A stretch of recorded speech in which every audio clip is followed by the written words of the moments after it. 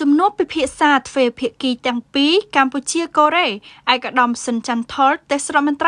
រីក្រសួងសាធារណការនិងដឹកជញ្ជូននិងឯកឧត្តមផាកហឹងខ្ជុងឯកអគ្គរដ្ឋទូតវិសាមញ្ញនិងពេញសមត្ថភាពនៃសាធារណរដ្ឋកូរ៉េប្រចាំព្រះរាជាណាចក្រកម្ពុជានៅទីស្តីការក្រសួង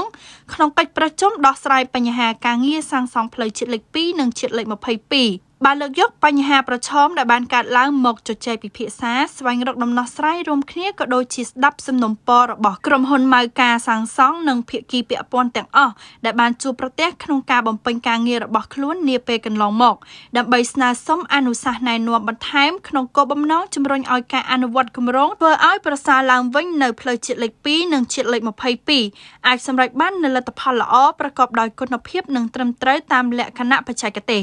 ថ្លែងក្នុងឱកាសនេះឯកឧត្តមទេសរដ្ឋមន្ត្រីក្រសួងសាធារណការនិងដឹកជញ្ជូនបានផ្ដល់អនុសាសន៍ណែនាំល្អៗដល់ក្រុមហ៊ុនម៉ៅការសាងសង់ត្រូវបន្តអនុវត្តការងារនិងដោះស្រាយបញ្ហាប្រឈមដែលបានកើតឡើងដោយស្មារតីទទួលខុសត្រូវខ្ពស់និងមិនបណ្តែតបណ្តោយឲ្យបញ្ហាប្រឈមទាំងអស់ជះឥទ្ធិពលដល់ការអនុវត្តគម្រោងការងារដែលជាកត្តាអវិជ្ជមានធ្វើឲ្យប៉ះពាល់ដល់ការធ្វើដំណើរការរស់នៅនិងការប្រកបអាជីវកម្មរបស់បងប្អូនប្រជាពលរដ្ឋនៅតាមបណ្ដោយផ្លូវនេះ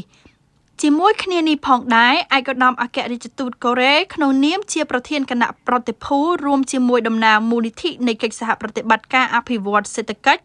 EDCF នៃក្រុមហ៊ុនម៉ៅការសាងសង់បានបង្ហាញនៅឆន្ទៈយ៉ាងមុតមាំក្នុងការសហការឲ្យបានជិតស្និទ្ធជាមួយភាគីពាក់ព័ន្ធទាំងអស់ដើម្បីធានានិងជំរុញឲ្យការអនុវត្តគម្រោងសម្រេចបានជោគជ័យប្រកបដោយគុណភាពនិងត្រឹមត្រូវតាមបទដ្ឋានបច្ចេកទេសសាងសង់ដែលបានកំណត់នៅក្នុងសៀវភៅបន្ទុកការងារ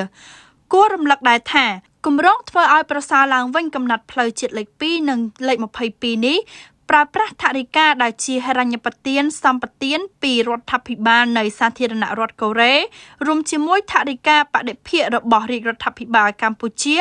បានប្រកាសបើកការដ្ឋានសាងសង់កាលពីថ្ងៃទី11ខែកុម្ភៈឆ្នាំ